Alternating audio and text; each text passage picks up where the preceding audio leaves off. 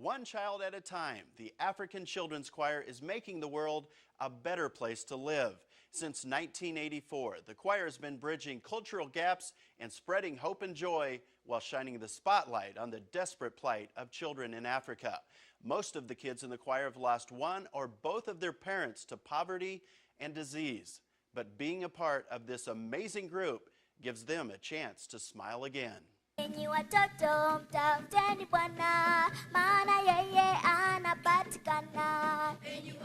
For these African children, this is the opportunity of a lifetime. It's much fun because we are telling about the love of God.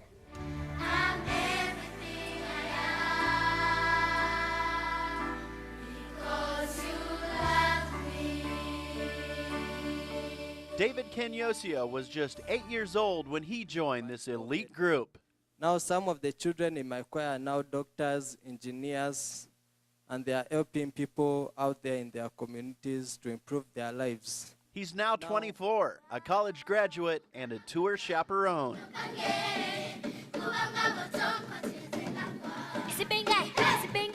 Before I came on the choir, I wasn't a Christian, and through the words of the songs, I got to learn about the love of God, and I came to understand that there was more potential in me when I had Christ than when I was not a believer.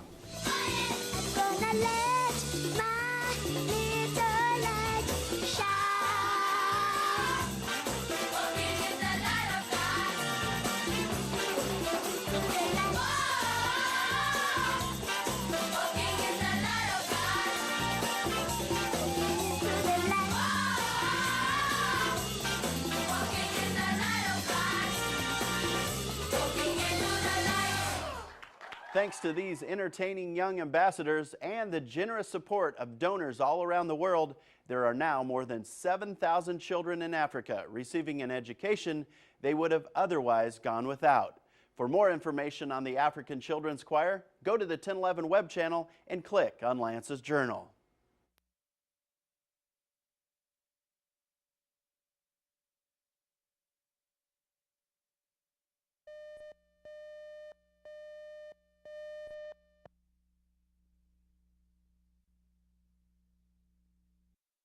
Joe Bundy is used to battling against the odds. When he was just 4 years old, Bundy was diagnosed with pink eye. He then developed cataracts, and when the cataracts were removed, he was no longer able to see.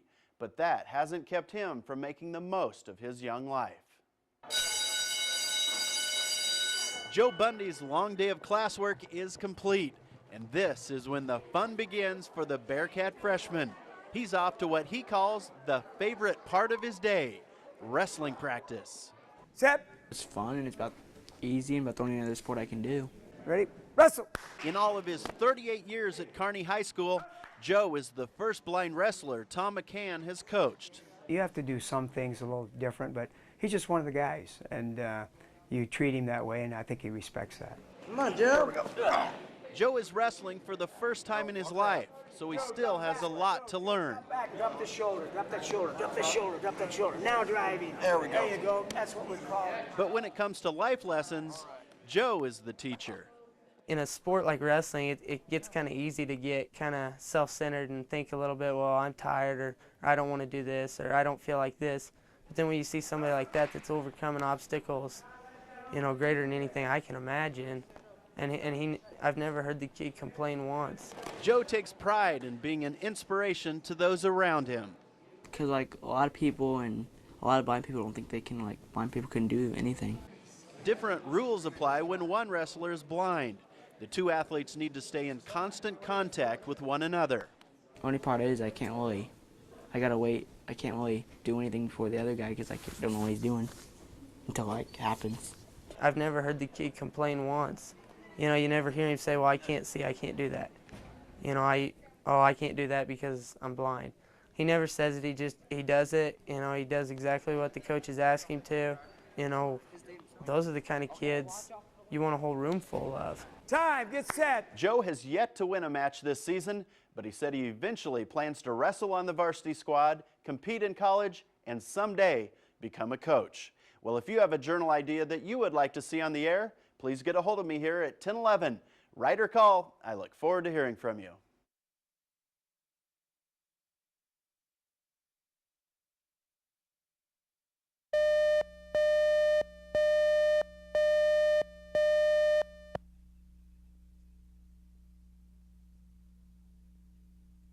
With just one indoor sheet of ice in Lincoln, young hockey lovers around the capital city are starving for the opportunity to lace up their skates and pass the puck.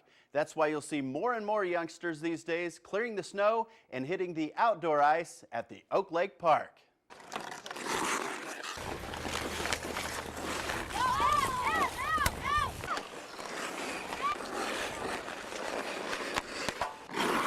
Many of these kids play on junior hockey teams, but let's be honest. It's funner out here on the lake because you have all more room, and you don't have a coach to boss you around and stuff. And no bossy coaches equals full-on fun. Here you're out here, and it's only for a certain time of the year you can do this.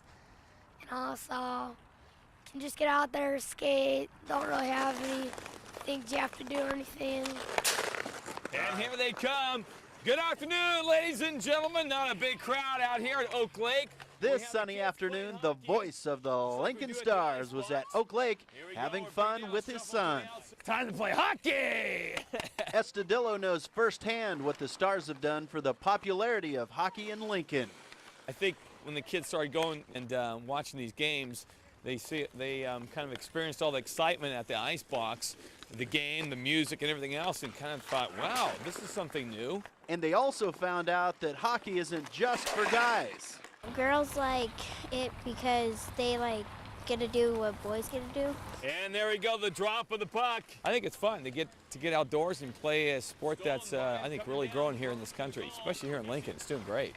And they're trying to drive in. Here they come. He's shifting. He's in the center. Passes. Shoots. Scores! Former Nebraska State Auditor John Breslow has a dream of one day seeing a Lincoln kid's name on the Stanley Cup. And to increase the chances of that happening, he has pledged to donate $7 million to help pay for a new Haymarket District ice complex. The two-rink indoor facility will likely open in early 2010, and if things go well, it just may produce the first Lincolnite to play in the NHL.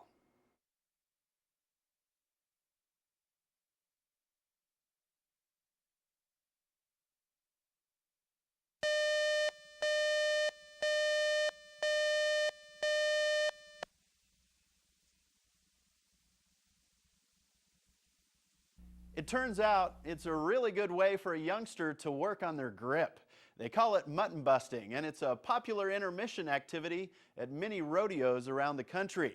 Kids strap on a helmet, climb on top of a sheep, and they hold on tight. They have been kind enough to bring one of the Midwest's very finest flocks of thoroughbred bucking sheep to us tonight. There's a lot of strategy involved when you're trying to ride a sheep. Just holding on it tight. Get your legs in them and Stay low. I'm the hold on. Grabbing onto that wool and hanging on tight. I'm gonna go mutton busting. For Stacy. There's Kearney. Dylan Jones of Staplehurst has mutton busting experience. Well, when you get on it, you just feel like you're having fun. For Dylan's mom, this could wind up being the calm before the storm. I think it's exciting, but he's told me before he wants to ride bulls when he grows up, so that makes me a little nervous. He told his grandma one time, "Grandma, I'm going to ride bulls, you be scared." And his grandma said, "I will be scared. I'll be scared for that bull." And as for Dylan's post-ride analysis, It was pretty fun. what was the best thing about it? Oh, when I was hanging on, turning. Claire Westerholt has been in training for her big night at the rodeo. I've been practicing on the laundry hamper. We've been practicing, like she said, with the laundry hamper. Been trying to yank it out from underneath her, so she hangs on. She hasn't fallen off yet. And she's been practicing on her father. Maggie Gomez of Utan was bound and determined to win this competition. She lost a shoe, but she took home the grand prize. For Maggie, it was downright exciting. It's kind of exciting and scary at the same time. She goes to Grandma's house, rides the horses all the time, but this is kind of different. First time for her. She seems to have a ball at it. And for her efforts, Maggie was awarded a personal DVD player. Well, if you have a story idea for the next edition of Lance's Journal, write or call. I look forward to hearing from you.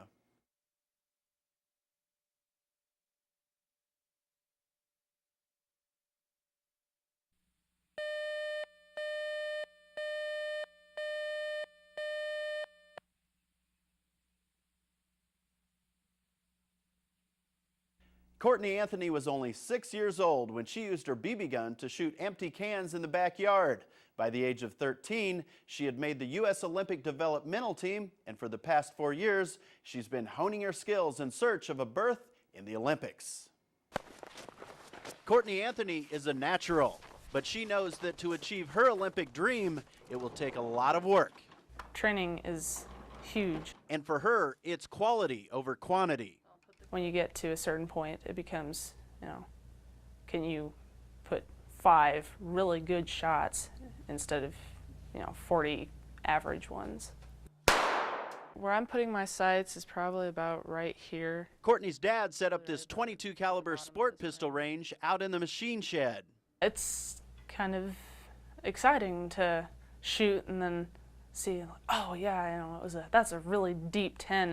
When she's ready to practice her shooting with the air pistol, she moves inside. That's where she's got a 10-meter range set up that passes through the house. If I walk back through this little hallway here, dodging the refrigerator as we go, come back to the starting point at 10 meters where I actually shoot at. Courtney enjoys competing on her own. I have sort of a competitive streak and I really like to win. Courtney's parents have no doubt that their daughter has the talent to shoot in the Olympics. I have said from day one that Courtney's a perfectionist. And so when she does something, she does it 100%. She's also made a believer out of her dad, a former member of the University of Nebraska rifle team. Oh, I'm tremendously proud. She does things in shooting that are a mystery to me. I don't understand how she can do it so well. There's a lot of work to be done, but Courtney often dreams about the Olympics. I think that would be really amazing to be able to stand up on that podium with the world watching you. If that's what she wants to do, then we're going to do everything we can to help her achieve that goal. Next month, Courtney will head to the Olympic trials in Colorado Springs as she shoots for a spot in the 2008 Beijing Summer Olympic Games that will take place in August. And even if things don't work out for her this time around, Courtney already has her sights set on the 2012 Summer Olympics in London.